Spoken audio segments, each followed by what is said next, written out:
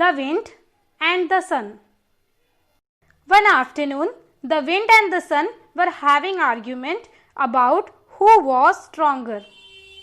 I have uprooted huge trees and drowned millions of ships.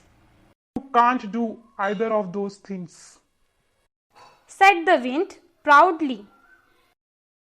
The sun smiled and shrugged. That doesn't mean you are more powerful. He said, I can cover you with clouds so that no one can see you. You can't do that to me, said the wind. But the sun just smiled warmly. I still think I am stronger than you, he said calmly. The wind began to grumble. He didn't like the idea of sun being stronger than him. Why don't we have a test? The wind finally suggested. He whipped around, looking for something to show off his strength. Shall we see who can knock down? He asked. Let us keep it simple. See the man over there? The wind looked down and saw a man. He was walking happily to himself. Shall we see who can force him off the road first? The wind asked. The sun replied, Who can take his scarf off? The wind whipped around the sky.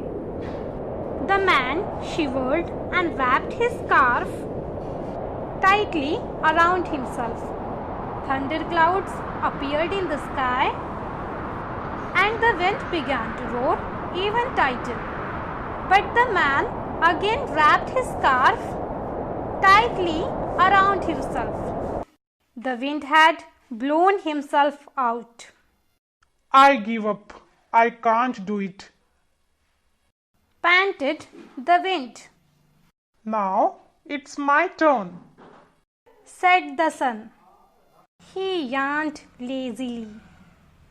He seemed to grow brighter. Soon it was as hot as a summer day.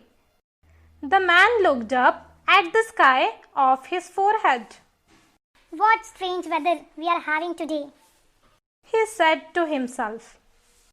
Then he took his scarf off and tucked it under his arm.